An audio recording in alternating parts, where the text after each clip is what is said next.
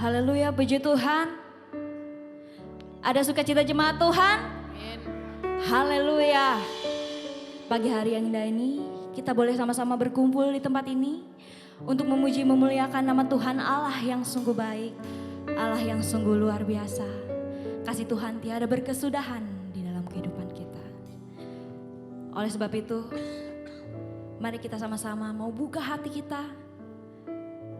Sama-sama kita mau mengangkat tangan kita menyanyi, memuji memuliakan nama Tuhan. Karena kita mau membalas setiap kebaikan Tuhan yang sungguh luar biasa, yang sungguh dahsyat di dalam kehidupan kita. Kami mau sujud di altar-Mu Tuhan, memuji menyenangkan Engkau, Raja di atas segala raja.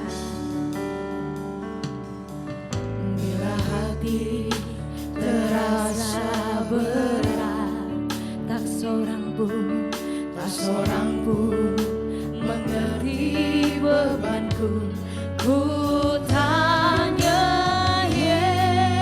Yesus, apa yang harus ku buat? Sebab Dia berfirman, mari datanglah. Dia selalu pedulikan aku. Ku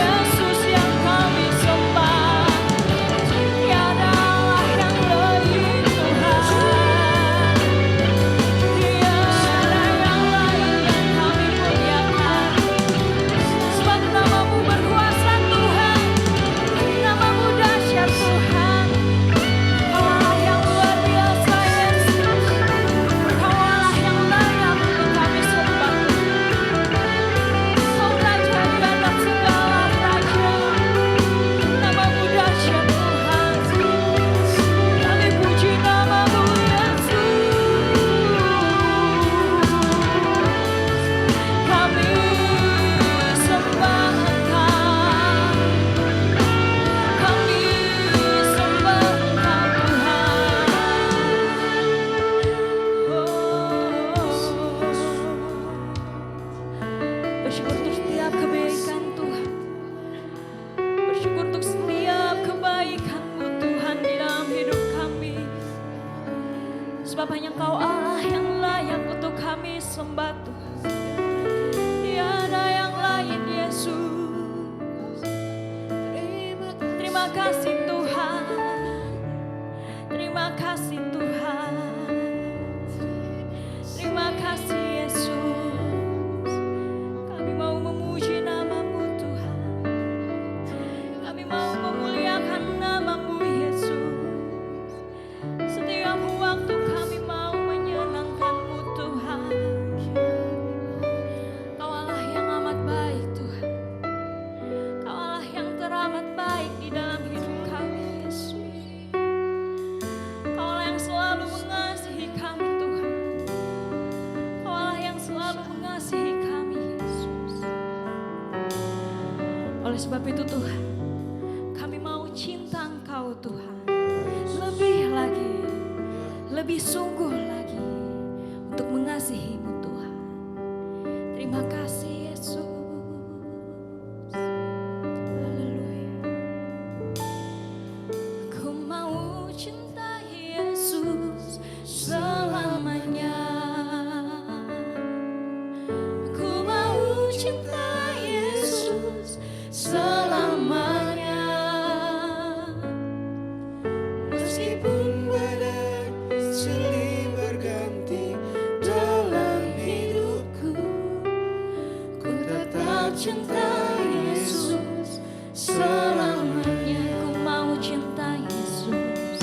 Ku mau cinta Yesus Selamanya. Kami mau cinta Engkau Tuhan. Ku mau cinta Yesus selamanya. Meskipun badai silih berganti dalam hidupku, ku tetap cinta Yesus selamanya. Ya Aba, ya Aba, Bapa, kini aku anak-Mu, layakkanlah seluruh hidupku. Ya Aba, Bapa,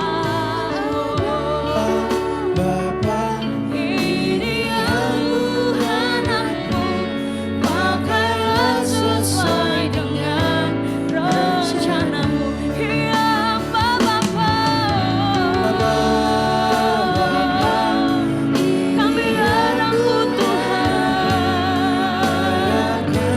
Terima kasih. Terima kasih Tuhan untuk kasih-Mu. Ini aku anak-Mu, pakailah sesuai dengan rencana-Mu. Sekali lagi katakan ya Aba, Bapa, kami mengasihi Tuhan. Haleluya. Haleluya. Ya Aba, Bapa. Terima kasih Tuhan. Terima kasih Yesus. Sesuai dengan rencana-Mu, pakailah sesuai dengan rencana-Mu, pakailah sesuai dengan rencana-Mu Tuhan. Rencana-Mu. Biar segala kemuliaan hanya bagi nama Tuhan, Allah yang layak dipuji, Allah yang layak disembah, Tuhan Yesus Kristus. Kami bersuka Tuhan, kami rindu Tuhan Kau hadir di tempat ini Tuhan, bersama-sama dengan kami Tuhan, untuk memuji membesarkan nama-Mu Yesus. Bapa, Kau Allah yang baik, biarkanlah Tuhan hati kami penuh dengan sukacita Tuhan. Sebab kami mau Bapa memuliakan nama-Mu Tuhan. Kami percaya Tuhan Kau ada bersama dengan kami. Tepuk tangan kami Tuhan, nyanyian kami Tuhan, pujian syukur kami berikan hanya kepada Engkau Tuhan, Yesus Raja di atas segala raja. Kami juga berdoa Tuhan untuk teman-teman kami yang masih dalam perjalanan. Kau lindungi sertai Tuhan. Sama-sama kita boleh berkumpul di tempat ini, memuji memuliakan nama-Mu Tuhan. Terima kasih Bapa, terima kasih Yesus. Kami siap Tuhan untuk memuji memuliakan nama-Mu Tuhan. Hanya dalam nama-Mu Tuhan kami telah berdoa dan mengucap syukur. Sama-sama katakan amin. Haleluya. Puji Tuhan. Jemaat Tuhan bersuka cita. Amin. Yang bersuka cita lambaikan tangan untuk Tuhan. Kita mau salam dulu kanan dan kiri. Kita katakan Tuhan Yesus Allah yang sungguh baik. Kita mau masuk di dalam gerbangnya Tuhan dengan hati yang bersyukur. Hati yang bersuka cita. Sebab Tuhan Yesus Allah yang baik, Allah yang dahsyat dan luar biasa. Sama-sama kita mau masuk gerbang Tuhan dengan pujian syukur. Terima kasih Tuhan. Sama-sama katakan, memasuki gerbangnya dengan hati bersyukur, halamannya dengan pujian. Kataku hari ini, amin, haleluya. Harinya Tuhan, ku bersuka sebab dirahmat. Sekali lagi katakan, Masuki gerbangnya dengan hati bersyukur, halamannya dengan pujian. Kataku hari ini, harinya Tuhan, ku bersuka sebab Dia girangkanku, girangkanku, Dia girangkanku, ku bersuka sebab Dia girangkanku. Oh, oh, Dia girangkanku, Dia girangkanku, ku bersuka sebab Dia girangkanku. terima kasih Tuhan. Kaulah yang sudah girangkan hati kami hari ini. Kami mau memuji nama-Mu Tuhan. Terima kasih Yesus. Haleluya.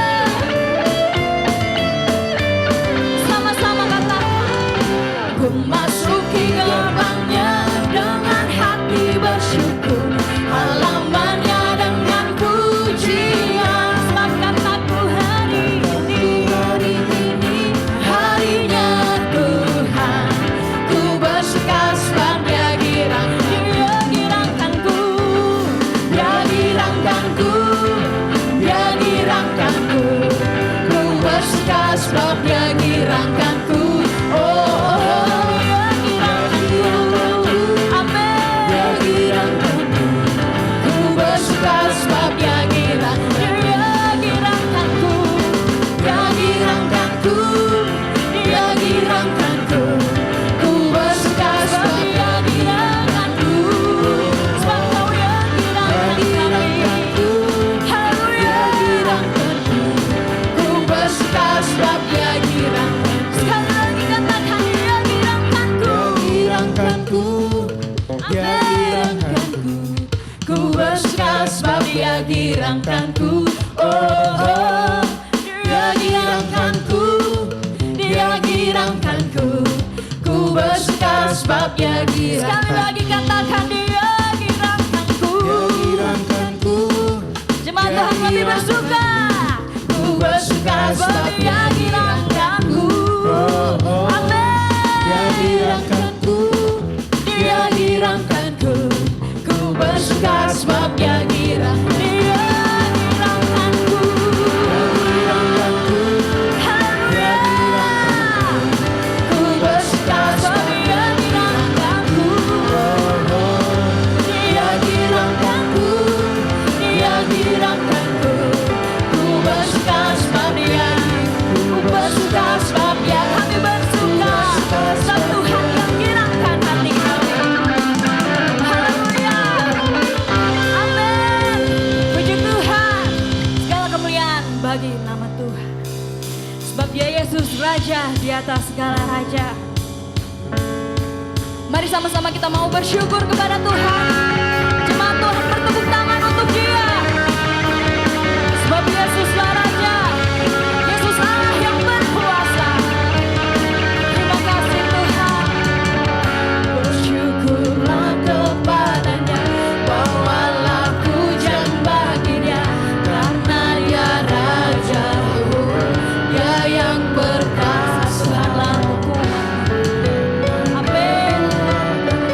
Masuk dan keselamatanku, Dia penolongku, Yang beri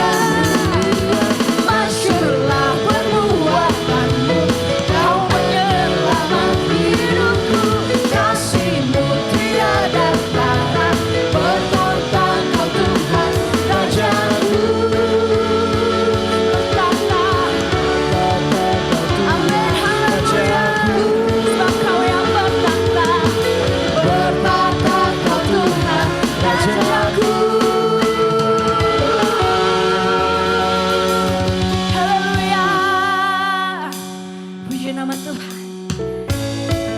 Mari sama-sama kita masih mau memuliakan nama Tuhan. Jemaat Tuhan masih bersuka, haleluya. Amin. Amin. Sebab Dialah Raja kita, Dialah yang ajaib, Dialah yang berkuasa, dulu sekarang sampai selamanya. Kebesaranmu dan tak terbanding kekuatanmu Tuhan, Kau menggambarkan bagiku. Amin. Segenap jiwa dan pengharapan aku serahkan untuk rencanamu Tuhan. Kau Raja atasku, Kau yang layak. Amin. Layak ditinggikan. Mari sama-sama katakan, Kau Allah yang ajaib. Ajaib Kau Tuhan, agung dan berdasar. Kau sumber kemenanganku, layak berkuasa, memerintah selamanya. Haleluya. Yesus Kaulah Raja mulia. Sebab Kau Raja kami. Sebab Kau Allah yang ajaib.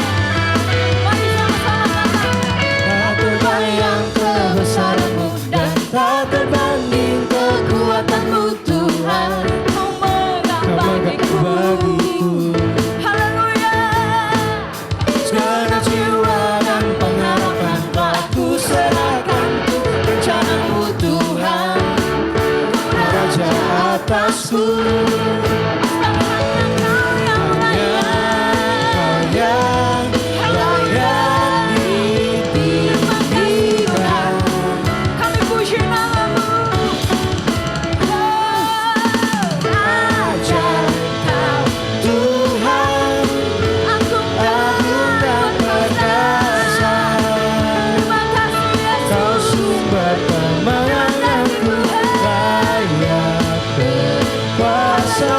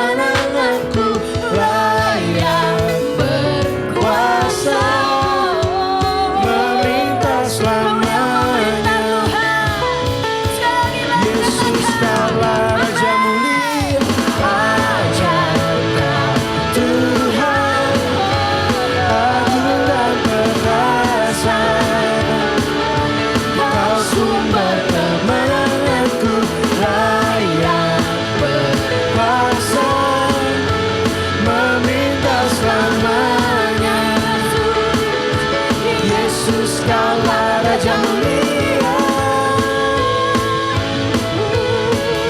Raja mulia, Raja mulia, Raja mulia, Raja mulia. Raja mulia, sekali katakan, Raja mulia. haleluya, haleluya, haleluya Tuhan. Biar segala kemuliaan kami berikan hanya kepadamu Tuhan, Raja di atas segala raja. Seluruh jemaat boleh silakan duduk.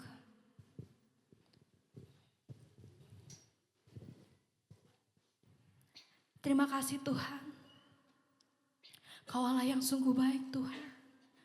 Kau Allah yang teramat baik Tuhan di dalam kehidupan kami. Kami tahu Tuhan hari ini kami masih boleh menjalani banyak sekali Tuhan masalah dan beban pikiran kami Tuhan. Tapi kami percaya Tuhan, hari ini Tuhan kami mau tanggalkan segala pikiran dan beban kami Tuhan. Kami mau fokuskan hati kami Tuhan untuk menyenangkan Engkau, untuk menyenangkan hatimu saja Yesus. Sebab Kau gunung itu tak berpindah Tuhan, tapi kami percaya Tuhan, mujizat-Mu Yesus, kuasa-Mu Tuhan akan memindahkan semuanya Tuhan. Hari ini Tuhan bagian kami memuji-Mu Tuhan, menyenangkan hati Tuhan. Terima kasih Yesus. Jiwaku bertanya, apakah masih ada harapan melewati tangisan Rasa sesat di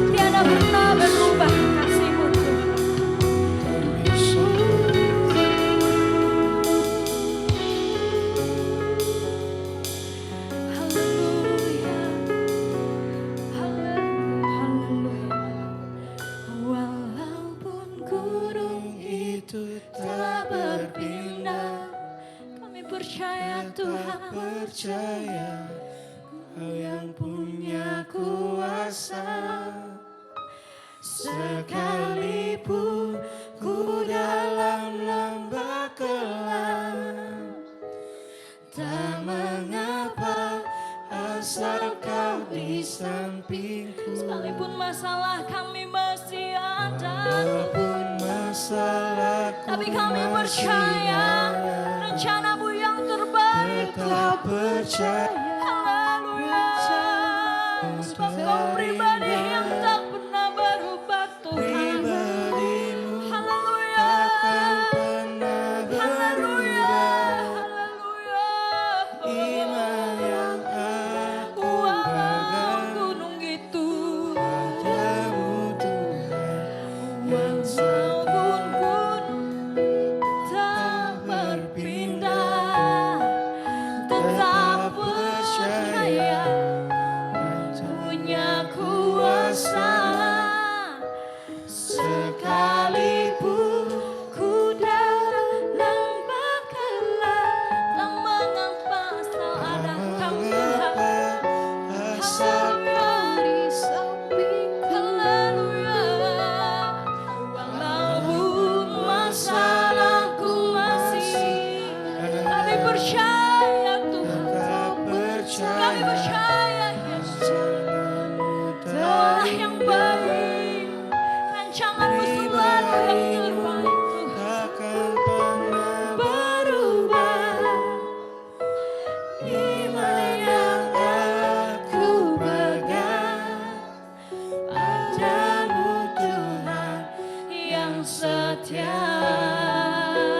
Biar segala kemuliaan hanya bagi nama Tuhan.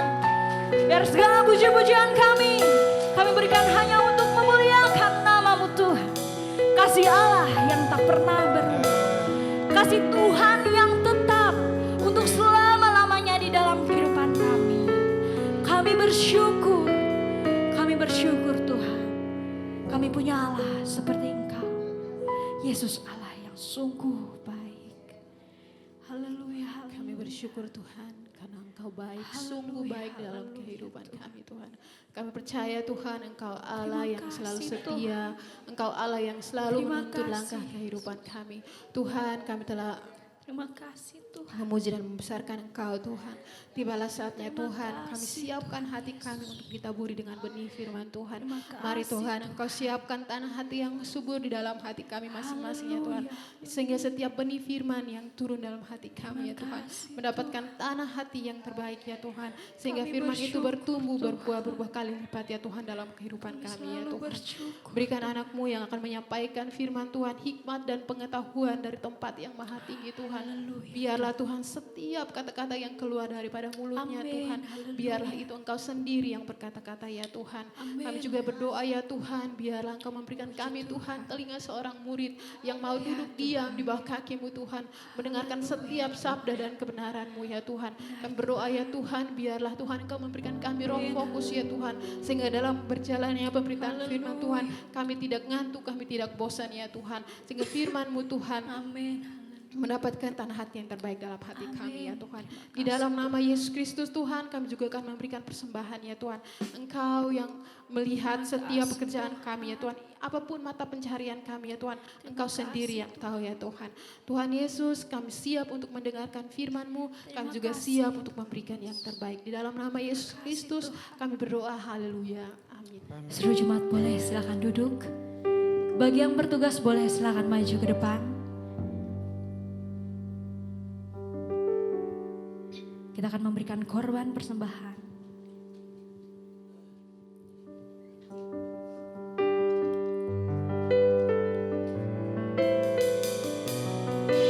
Haleluya.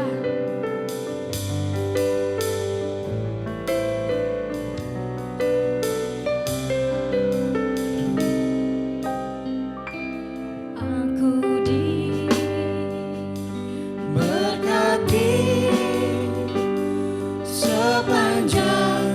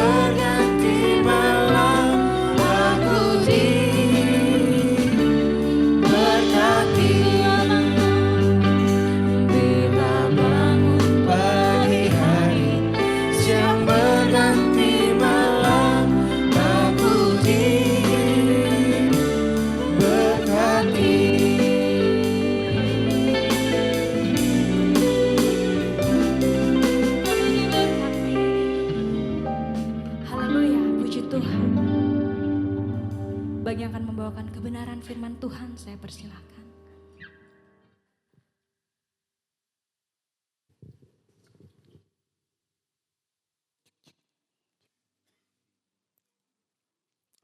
Haleluya, cek. Oke, haleluya. Sebelum kita mendengarkan kebenaran firman Tuhan, kita akan terlebih dahulu mendengarkan kesaksian dari pemuda Yordan yang minggu lalu baru dibaptis. Oleh karena itu, saya undang Yordan untuk memberikan kesaksian pada minggu yang belum mendapatkan surat baptisannya. Bisa hubungi Om Aro ya. Saksian. Om Rudi juga mau saksian Om? Oke, nanti ya Om ya, nanti ya. Boleh. Oke, kita langsung saja, tanpa berlama-lama lagi. Yang siap dengerin firman Tuhan bisa katakan aku siap. Kurang banyak nih, kurang pada siap kayaknya. Coba sekali lagi saudara-saudara. Seperti biasa, ini akan melanjutkan khotbah eksposisi dari surat Roma yang sebelumnya kita sudah selesaikan pasalnya yang pertama. Sekarang kita akan mulai dengan pasalnya yang kedua. Dengan judul khotbah pada hari ini adalah apa iya? Katakan kan kiri, apa iya? Tanya, apa iya? Emang iya?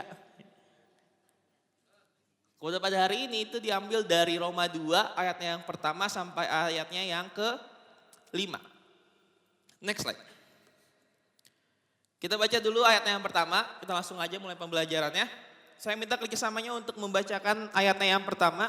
Roma 2 ayatnya yang pertama, ayat yang 1 dengan suara saudara-saudara yang terbaik dengan iman juga bacakan. Roma 2 ayat 1, 2, 1. Karena itu,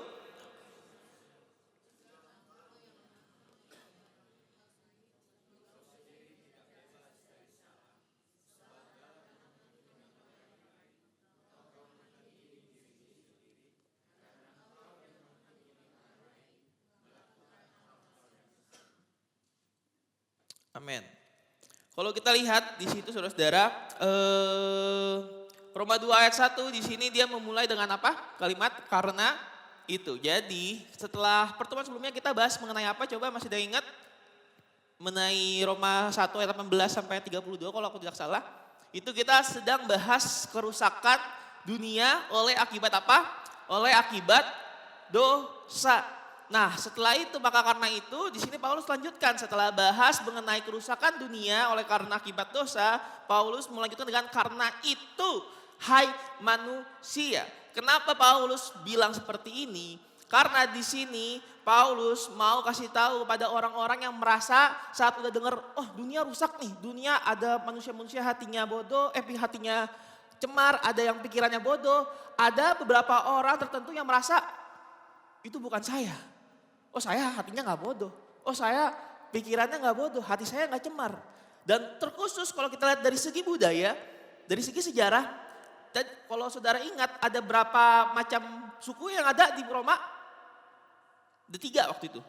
Bukan di Israel, di Roma. Satu adalah orang Romawi, yang kedua adalah orang Yahudi, dan yang ketiga adalah orang Yunani. Jadi di sini Paulus sedang bilang kepada siapa secara tidak langsung? Kepada orang-orang Yahudi yang merasa dirinya itu terikat dengan hal legalistik. Karena apa orang Yahudi waktu itu bilang di awal mereka melakukan hal-hal legalistik. Aku disunat, aku ngelakuin hukum Taurat, aku gak seperti orang-orang Romawi ataupun seperti orang-orang Yunani. Maka karena itu mungkin muncul perasaan-perasaan di mana aku lebih baik daripada orang-orang Yunani. Aku lebih baik daripada orang-orang Romawi.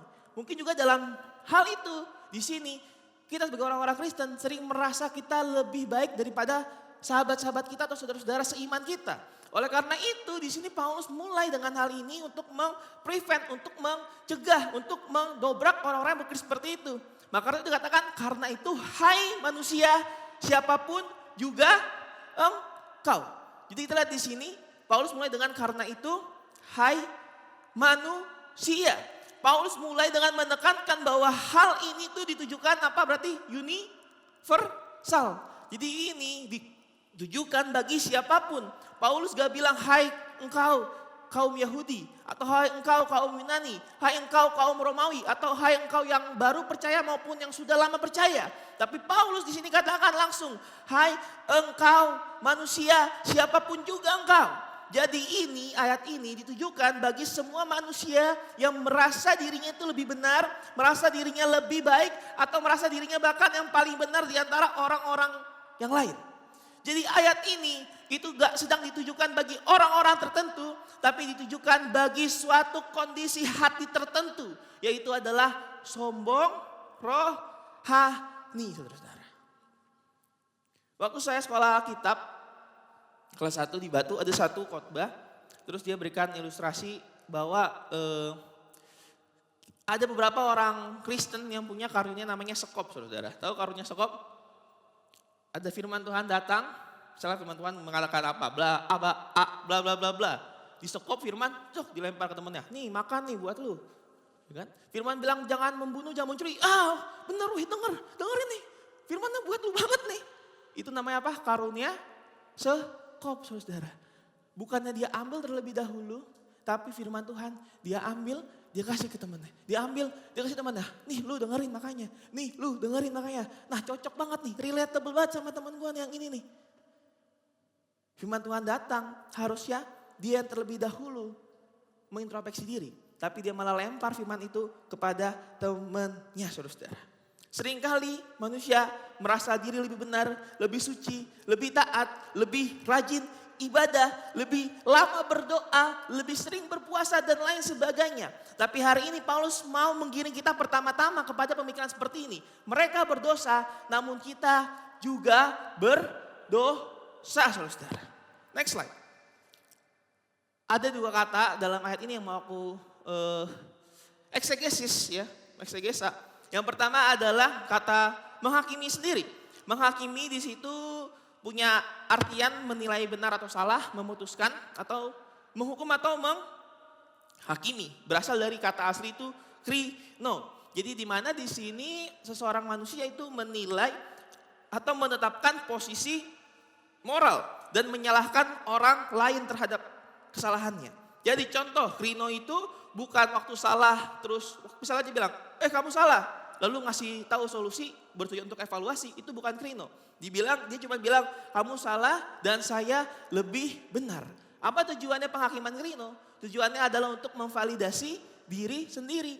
Tujuannya adalah untuk apa? Untuk membelai egonya bahwa aku yang benar. Aku tuh udah berusaha melakukan satu kebaikan dan harus divalidasi. Dengan cara apa? Dengan cara merendahkan orang lain. Itulah penghakiman krino. Tapi hari ini kita mau belajar bahwa dosa, kesalahan itu bukan cuma tindakan, bukan cuma jangan membunuh, jangan mencuri, jangan apalagi, jangan mengingini, jangan bersaksi dusta, jangan berzina dan lain sebagainya. Tapi saat kita punya posisi hati yang salah itu pun juga sudah apa?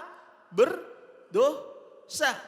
Dan saat kita menghakimi dalam hal ini adalah penghakiman krino, itu berarti kita sedang memposisikan diri kita berdasarkan kebenaran diri kita sendiri. Jadi dia itu berdasarkan kebenaran yang sudah dia lakukan.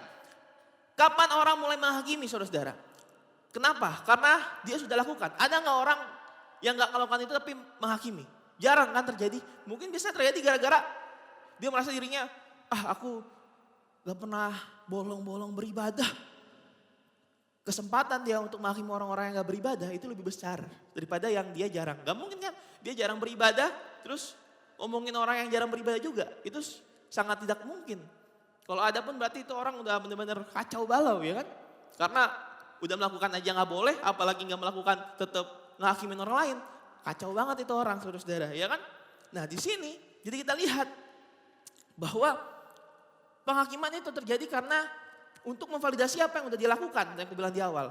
Berdasarkan kebenaran dari dirinya sendiri. Dan ini adalah akar dari tadi di awal, posisi hati yang salah. Kesombongan rohani. Kenapa seorang bisa menghakimi? Karena yang pertama, dia harus tahu dulu mana yang benar dan mana yang salah. Orang gak bisa menilai kalau dia gak tahu mana yang benar. Orang gak bisa menilai kalau dia gak tahu mana yang salah. Maka karena itu di sini dimulai dengan pengetahuan dulu antara mana yang benar dan mana yang salah. Namun masalahnya adalah orang cuma tahu tapi gak mau hidup seutuhnya saudara. Sehingga apa yang terjadi di ayatnya yang satu dia katakan, engkau sendiri tidak bebas dari salah. Itu kalimat yang kedua mau aku bahas. Itu dalam bahasa Inggris ditulis inexcusable saudara. Yang artinya apa? Itu artinya bahwa manusia sebenarnya nggak punya pembelaan sama sekali. Bahwa manusia sebenarnya nggak bisa membela diri sendiri. Paulus sedang bilang bukan cuma kita salah, tapi sebenarnya kita nggak punya satupun alasan untuk membela diri kita di hadapan Allah, saudara. Amin. Next slide. Nah, saat saya baca ayat ini menjadi apa ya? Menjadi satu hal yang menjadi concern saya di sini. Saya lumayan berpikir keras di hal ini karena di situ dikatakan sebab dalam menghakimi orang lain engkau menghakimi dirimu sendiri karena engkau yang menghakimi orang lain melakukan hal-hal yang sama. Jadi dia saat engkau menghakimi itu sama dengan engkau menghakimi dirimu sendiri karena engkau melakukan hal-hal yang sama. Jadi pertanyaannya berarti kalau nggak ngelakuin hal-hal yang sama boleh nggak menghakimi saudara-saudara? Iya kan? Contoh kita ambil konteks dalam hal berbohong saudara-saudara. Karena saya nggak melakukan bohong boleh dong, kan nggak sama. Kalau kita teliti lebih dalam, kalau kita pelajari ternyata di sini Paulus gak sedang berbicara mengenai satu dosa spesifik. Tapi di sini Paulus sedang berbicara mengenai standar moral secara keseluruhan. Bisa saja satu orang bilang saya gak berbohong. Tapi apakah dalam seluruh kehidupannya ia selalu jujur? Apakah dalam segala ceritanya dia tidak pernah melebih-lebihkan? Apakah dalam menjalani kehidupannya ia tidak pernah menutupi satu hal apapun saudara-saudara. Ataupun dalam area tertentu yang lainnya. Contoh, apakah mungkin dia nggak berbohong, tapi apakah dia pernah sombong saudara? Mungkin betul dia nggak berbohong, apakah tapi dia pernah iri hati? Apakah dia pernah dengki? Ataupun mungkin dia mempunyai masalah dalam mengontrol emosi, ya kan? Karena penguasaan diri, kalau nggak bisa menguasai diri sama juga. Jadi di sini kita lihat, mungkin seseorang bisa lulus dalam part-part tertentu, dalam area-area tertentu. Tapi belum tentu ia lolos semua dalam segala area. Kalau dalam khotbah Bapak Gembala beberapa minggu lalu kan dia sempat bahas juga mengenai anak muda datang bahwa Tuhan. Dia katakan dia lakukan apapun udah. Lalu apalagi yang harus aku lakukan untuk mengikuti engkau Tuhan. Tuhan bilang apa? Jualah semua hartamu. Dia lakukan? Enggak. Karena mungkin dia bisa lolos dalam area-area tertentu. Namun dalam part-part tertentu dia gagal. Dan begitulah juga memang manusia. Namun dalam hal ini kita pelajari bahwa standar Allah itu bukan cuma part-part tertentu tapi standar Tuhan adalah keseluruhan. Total. Jadi perlu ada konsistensi penuh di segala area. Dan saya yakin gak ada satupun orang yang sempurna di seluruh bagian. Ada yang sempurna di sini? Mungkin Andra and the Backbone bisa bilang kau begitu sempurna karena di mataku kau begitu indah. Tapi belum tentu kita benar di hadapan Tuhan, ya kan? Itu mungkin cuma di lirik-lirik lagu-lagu romantis saja, saudara-saudara. Dan kita lihat di sini bahwa kesempurnaan yang kita miliki itu bukan karena kita yang berhasil melakukan sesuatu, tapi karena kesempurnaan itu didapatkan atas apa? Karya salib Tuhan. Gak ada satupun manusia bisa sempurna kalau Tuhan gak mati di kayu salib. Aku pernah khotbah di ibadah hari Kamis, di situ aku membahas mengenai dosa, mulai dari dosa turunan, ya kan, dosa waris yang kita wariskan dari Adam, ya kan. Oleh karena itu kita memiliki natur manusia itu adalah natur berdosa, sehingga sebenarnya manusia nggak punya kesempatan untuk sempurna di hadapan Allah. Oleh karena itu kita perlu karya salib Tuhan supaya kita bisa sempurna di hadapan Tuhan. Dan di situ juga saya bahas bahwa mengenai satu kesalahan saja itu udah merusak semuanya. Yang artinya kalau kita lakukan satu kesalahan, itu kita udah gagal dalam memenuhi standar kebenaran Allah. Bahkan saat kita menghakimi dengan krino saja, itu sudah secara tidak langsung kita sedang memposisikan diri kita ini itu lebih baik daripada orang lain. Dan itu adalah tadi yang di awal lagi, akar dari kesombongan rohani. Mungkin kita manusia punya pikiran, karena saya tidak melakukan itu, maka saya benar. Tapi Paulus ini katakan, justru saat kita menghakimi, kita sedang menunjukkan bahwa kita itu tidak benar. Oleh karena itu, kenapa manusia tetap dinyatakan salah dalam hal ini? Kan di ayat yang 1, engkau tetap melakukan hal yang sama. Karena yang pertama, standar Allah itu menyeluruh. Cara Tuhan itu total, saudara-saudara.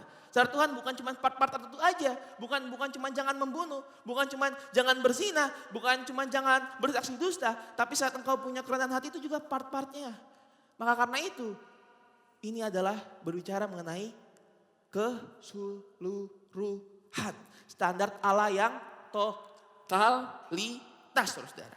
Dan yang kedua, gak ada manusia yang sama sekali tidak melakukan kesalahan. Sedangkan di pertama standarnya adalah menyeluruh. Berarti memang gak ada kemungkinan. Dan yang ketiga adalah saat kita menghakimi, kita pun sudah salah. Saat kita mulai menghakimi orang secara krino, itu kita sudah punya masalah apa? Hati, saudara. Next slide. Kalau saudara buka Alkitab masing-masing, di situ kan ada tanda bintang kan? Tapi bukan bintang kecil di langit yang biru, karena ini bintang di Alkitab kita masing-masing. Itu ada referensi ayat-ayat yang lain.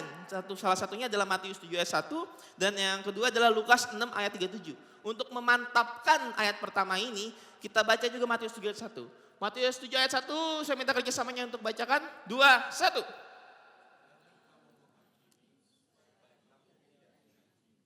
Next slide, ayat yang ke Lukas 6 ayat 37 juga boleh bacakan saudara. 2, 1.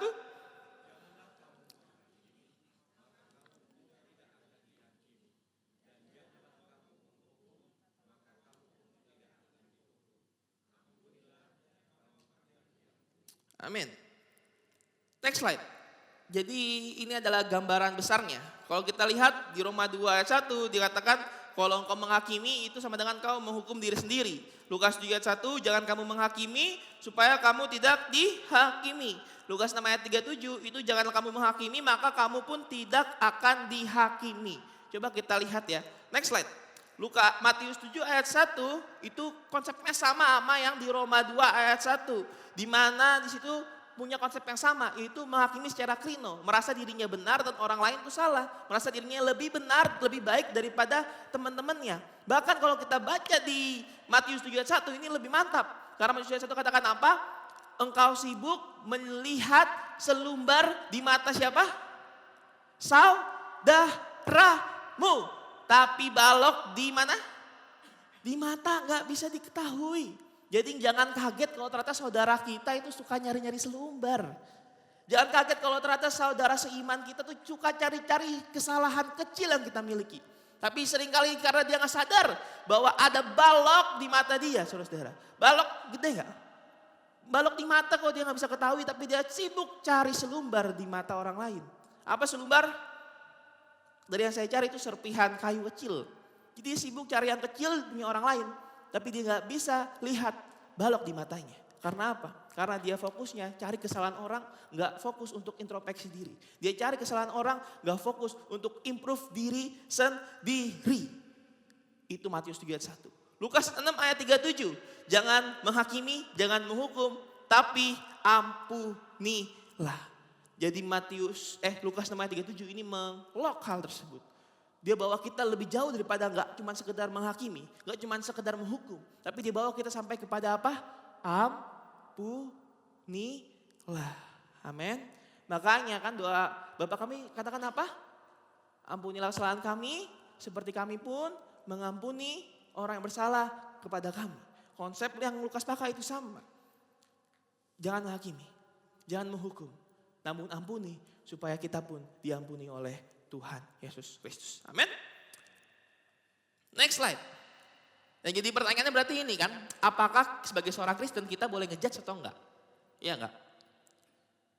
Kalau kita pelajari keseluruhan Alkitab itu mengejarkan apa? Pertama, mana yang benar dan mana yang salah. Dan kalau kita baca-baca Alkitab juga kita bisa temukan bahwa kita mengatakan tegur jika perlu, ya kan? Karena dikatakan apa? Kasihan tersembunyi itu enggak baik, karena yang baik adalah apa? Teguran yang nyata. Walaupun di Timotius kita juga bisa temukan bahwa Alkitab bertujuan untuk memperbaiki kesalahan, ya kan? Oleh karena itu Alkitab bisa digunakan untuk menegur, bahkan untuk menilai seseorang juga bisa, tapi bertujuan untuk apa? mengevaluasi, membawa seseorang itu lebih dekat lagi kepada Tuhan.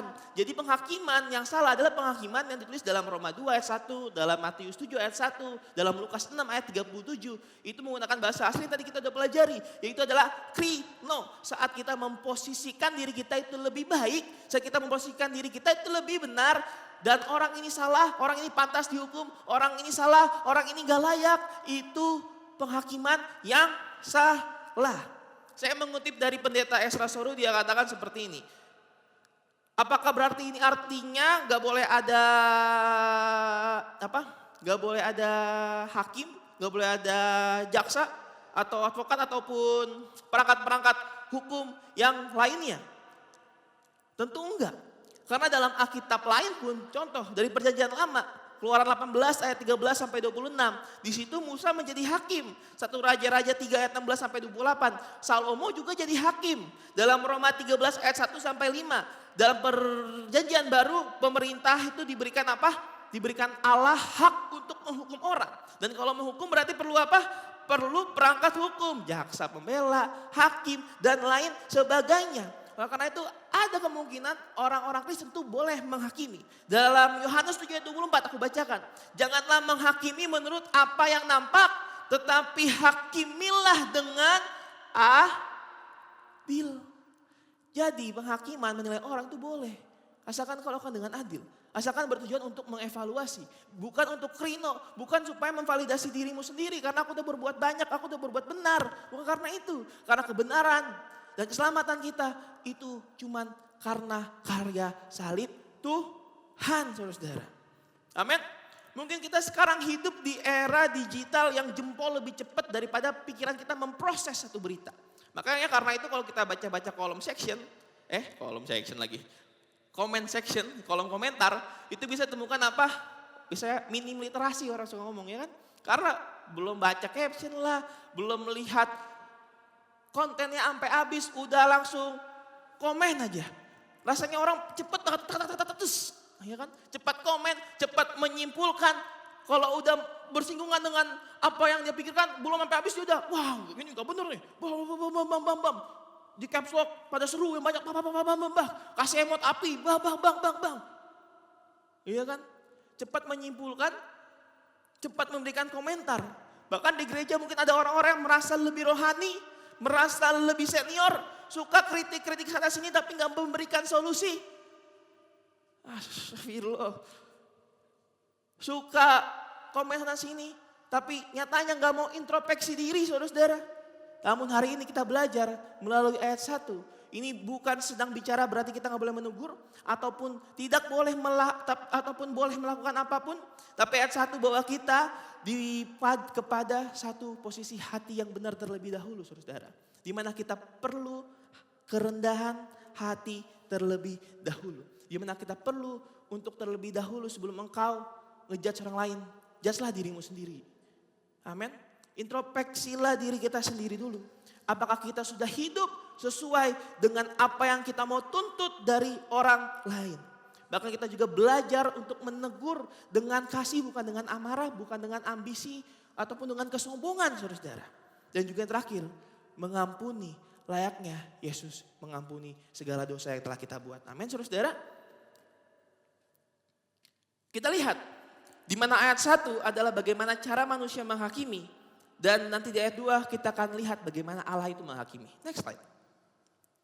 Roma 2 ayat 2 saya bacakan aja. Di situ katakan tetapi kita tahu bahwa hukuman Allah berlangsung secara apa? Jujur atas mereka yang berbuat demikian. Jadi ayat pertama menggambarkan bahwa manusia itu salah. Namun di ayat yang kedua di sini Paulus mau kasih tahu bahwa Yesus Tuhan itu melakukan hal yang benar. Tetapi kita tahu di sini pakai kata asli oida. Tahu oida? Kita udah belajarin hal itu waktu khotbah saya yang berjudul tahu plus kenal. Tahu itu menggunakan oidamen, yang artinya itu memenuhi pengetahuan kita secara intelek. Jadi kita bisa pelajari, kita bisa tahu. Ini adalah suatu pengetahuan umum yang dapat diketahui oleh manusia. Yaitu tentang apa? Bahwa hukuman Allah itu berlangsung secara apa? Secara jujur. Jadi hukuman Allah itu menurut kebenaran berdasarkan yang sesungguh-sungguhnya.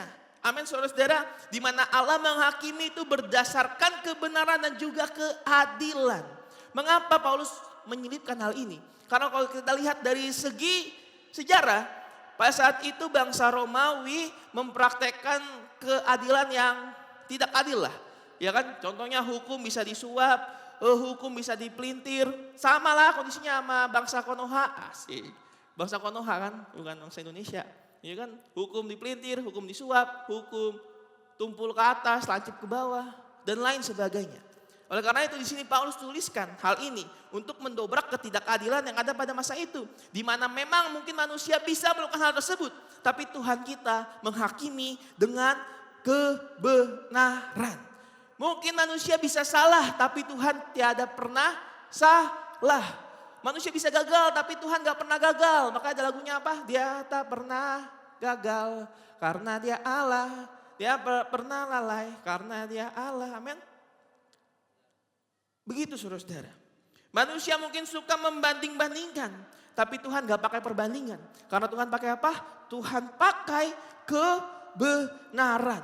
Tuhan tahu motivasi kita, Tuhan tahu pikiran kita, Tuhan tahu hati kita. Dan dia nilai itu semua dengan kebenaran saudara. Next slide. Oleh karena itu, karena kita tahu bahwa Tuhan menghakimi berdasarkan apa yang benar. Oleh karena itu struggling kita bukan terlihat benar di hadapan orang lain.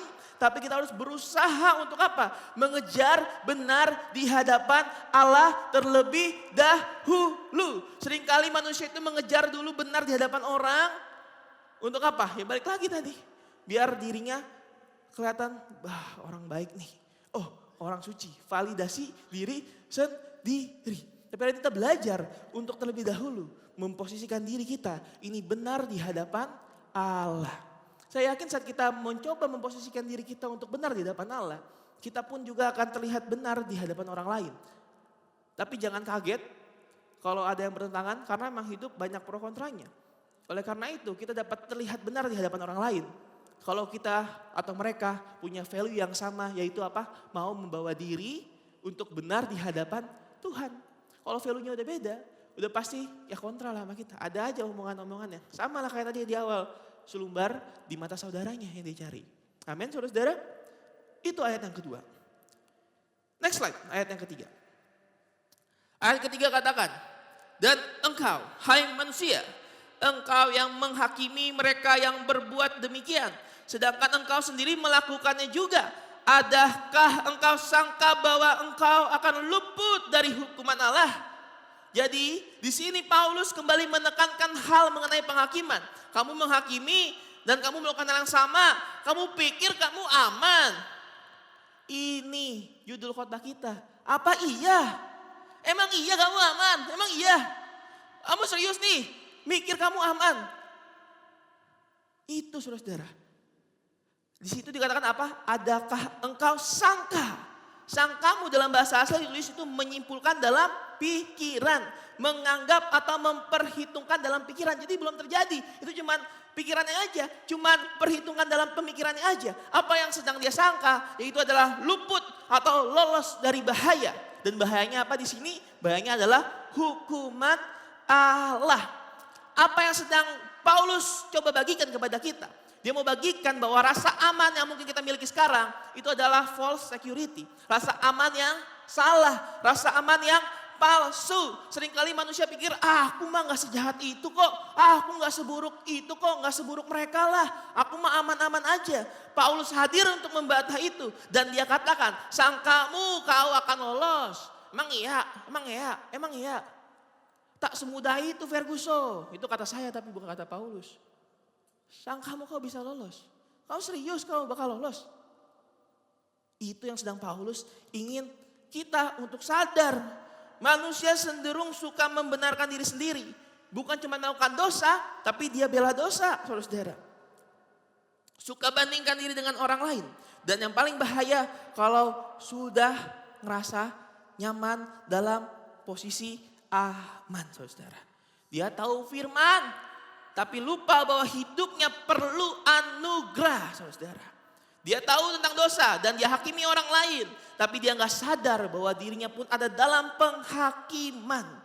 Ayat ini ajarkan kepada kita bahwa sekedar pengetahuan gak bisa menyelamatkan. Tapi kita perlu kesadaran diri untuk membawa kita kepada keselamatan tersebut, saudara. Maka karena itu sekali lagi, perjuangan kita bukan membawa diri kita untuk benar di hadapan orang. Tapi langsung membawa diri kita dalam posisi yang benar di hadapan Tuhan. Yang jadi pertanyaan sekarang, kita sekarang lagi di posisi aman yang benar atau posisi aman yang salah nih? Kenapa ya? Maksudnya itu baik-baik aja nih. Ya kan gak ada masalah apa, apakah itu aman atau tidak? Kita lanjut ayat yang keempat. Flow-nya kita lihat flow-nya ya. Flow-nya yang pertama ayat 1 itu bongkar kemunafikan. Ayat yang kedua Allah menghakimi dengan benar. Dan ayat ketiga katakan kita gak lolos. Bahaya saudara. Jadi pertanyaannya berarti kalau gak lolos kenapa kita gak dihukum ya? Coba baca dulu Roma 2 ayat 4. Next slide. Dia katakan, maukah engkau menganggap sepi kekayaan kemurahannya, kesabarannya, dan kelapangan hatinya? Tidakkah engkau tahu bahwa maksud kemurahan Allah ialah menuntun engkau kepada pertobatan, saudara.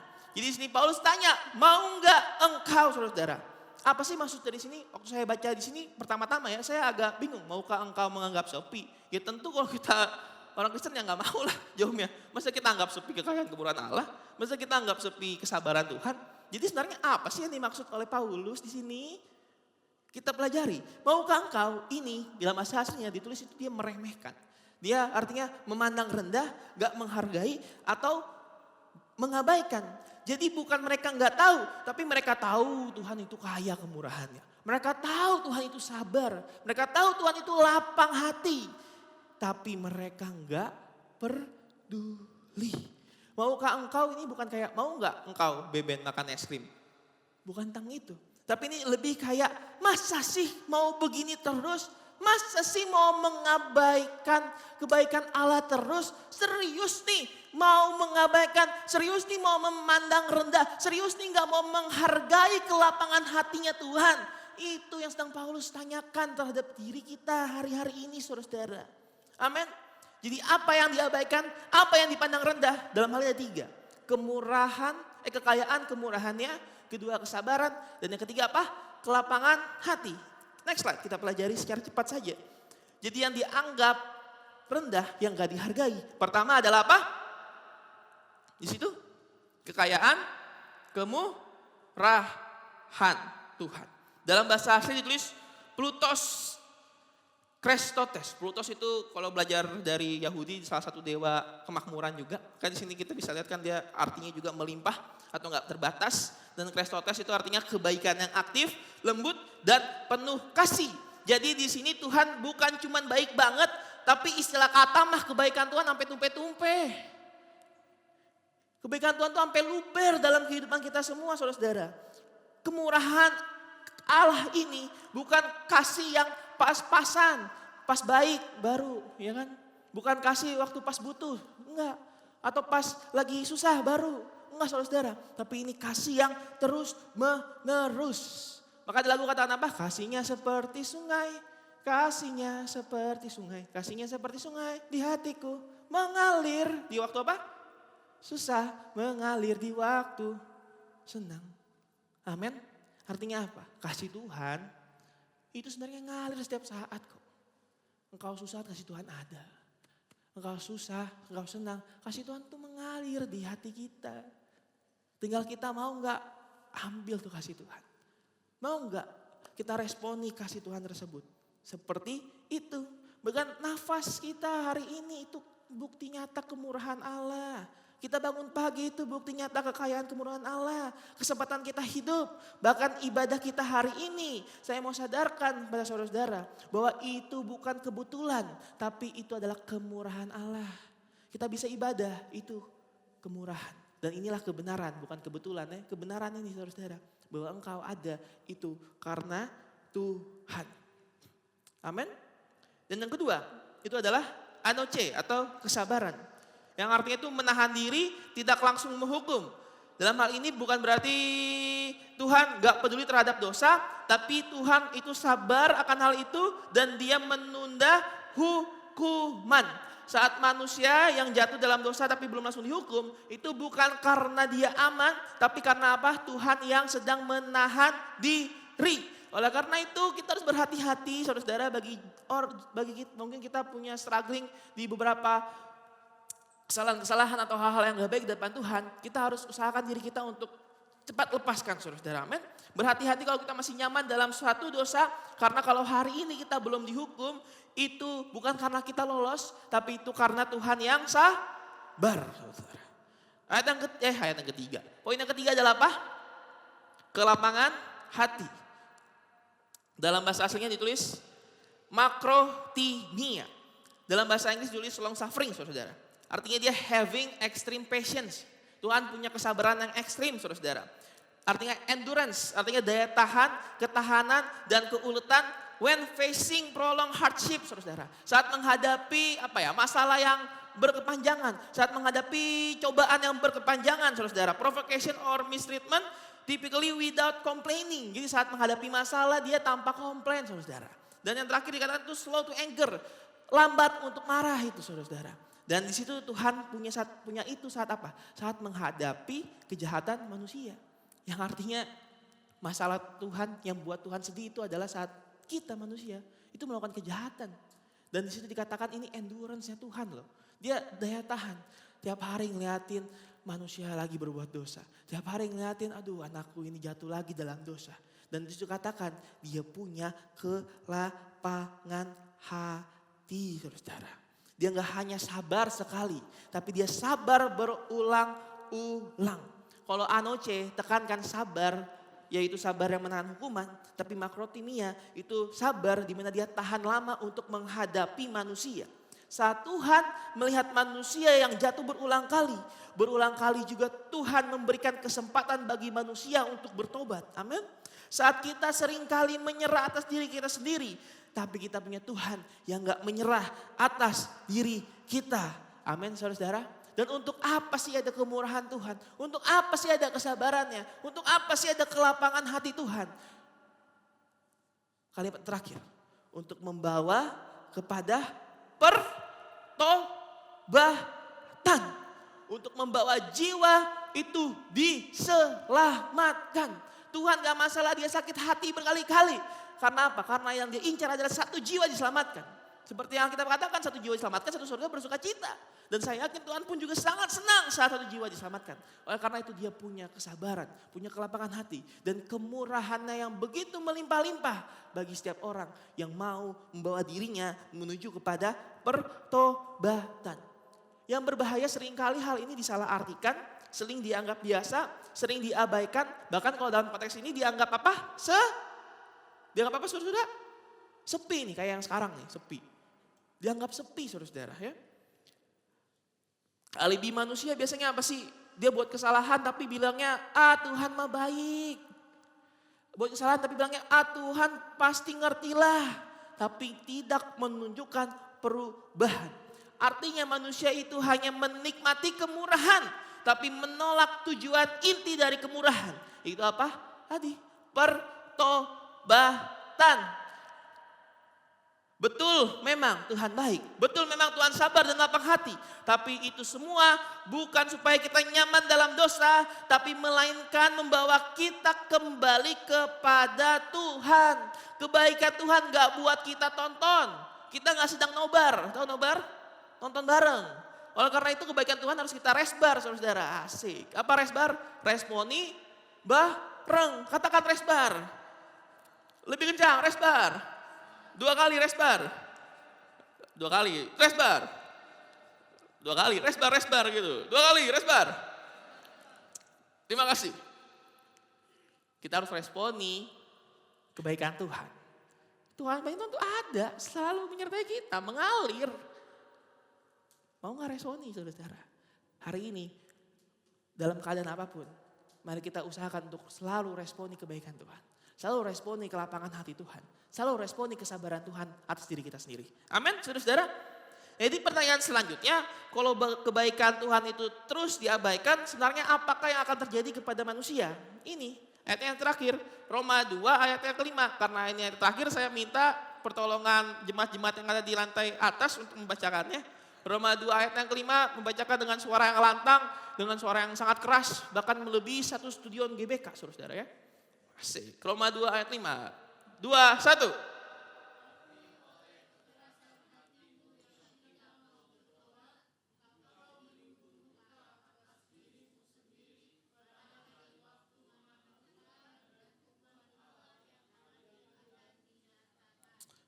Amin. Terima kasih saudara. Di sini Paulus ingin menjelaskan bahwa kesebaran Allah yang meluap-luap itu kalau ditolak ternyata ada akibatnya. Pertama, oleh kekerasan hati. Di mana hati jadi keras, hati jadi gak mau dibentuk.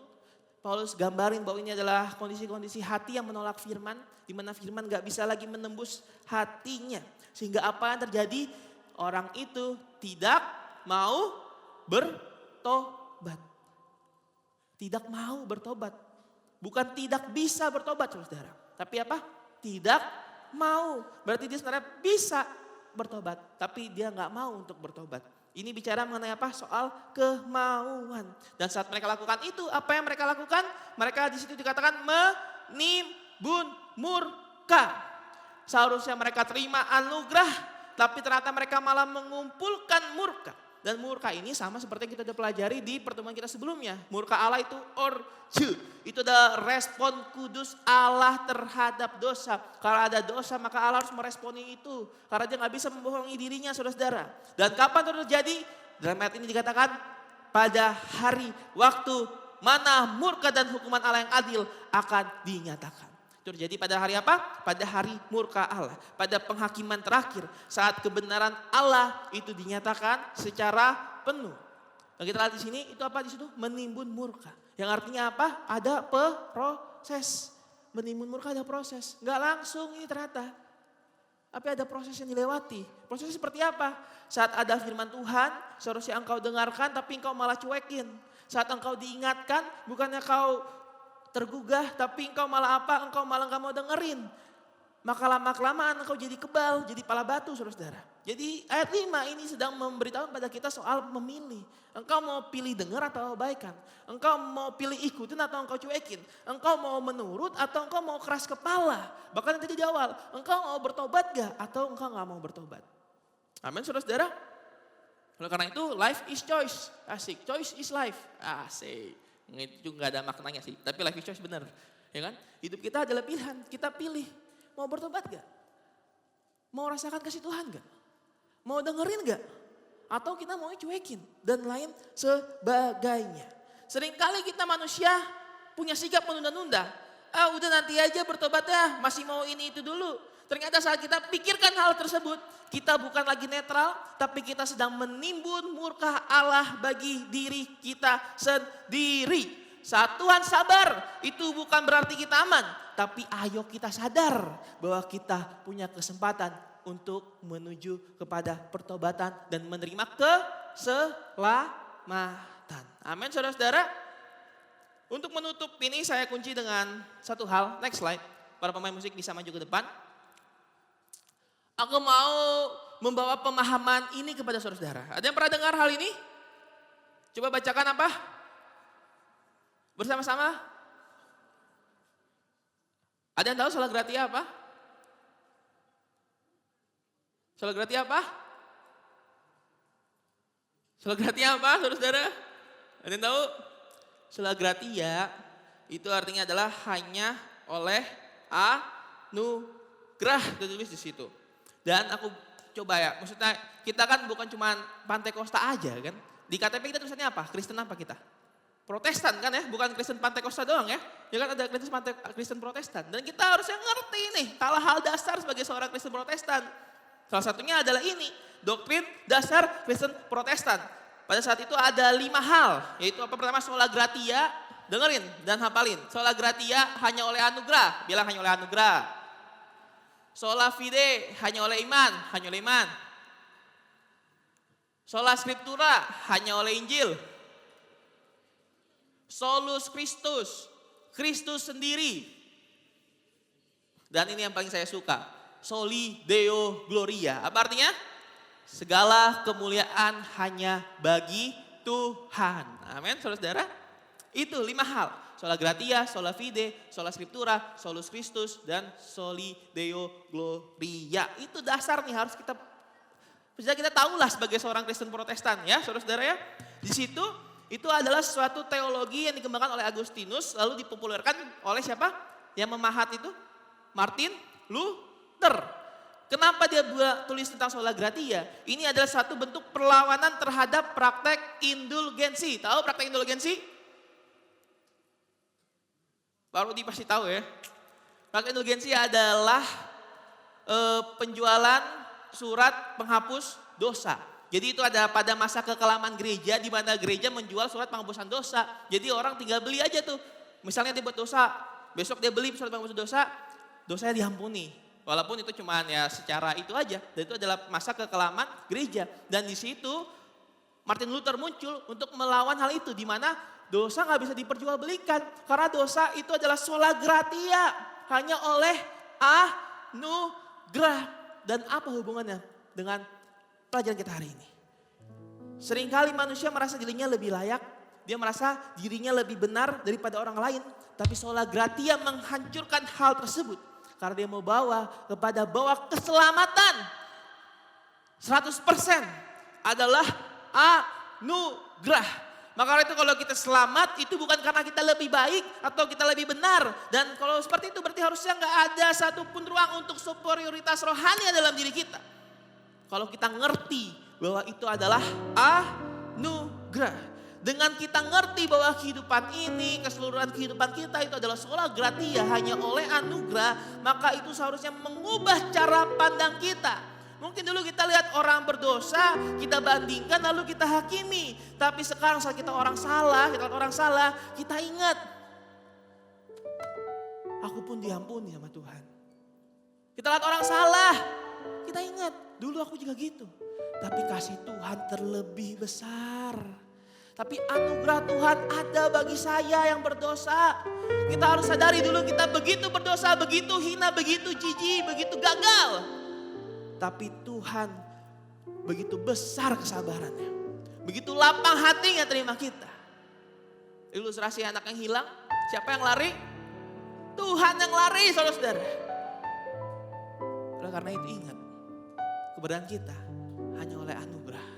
Dan gak ada satupun kesempatan bagi kita untuk ngejelekin orang, untuk ngehakimin orang lain, untuk merasa diri kita itu lebih baik atau lebih benar, saudara-saudara.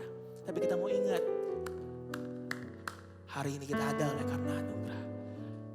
Hari ini aku bisa sampai saat ini itu semua karena anugerah. Gak cuma dalam hal-hal rohani, saudara-saudara. Bahkan dalam hal duniawi yang kau udah achieve hari ini. Aku mengatakan itu sola gratia hanya oleh anugerah. Kalau engkau masih kuat bertahan menghadapi kerasnya dunia, sulitnya tekanan hidup, itu juga adalah sola gratia. Makanya kalau kita pahami dasar, cara pandang kita melihat dunia itu berubah. Amin. Kiranya anugerah Allah ada dalam diri kita semua. Next slide. Kata penutup. Saya mengutip kutipan dari John Calvin. Dia katakan, we are not saved by our own worthiness, but by the Lord's mercy alone. Saudara-saudara. Amin. Apa artinya? PR buat saudara-saudara yang gak ngerti, cari di rumah apa arti dari kutipan ini. Pokoknya intinya ini adalah hidup kita diselamatkan. Itu karena kemurahan Allah saja, saudara. Amin. Saya undang semua untuk bangkit berdiri dan mari kita imani firman Tuhan pada hari ini. Kita nyanyikan lagu Kasih Setiamu yang kurasakan dan para singer bisa maju ke depan. Terima kasih Tuhan.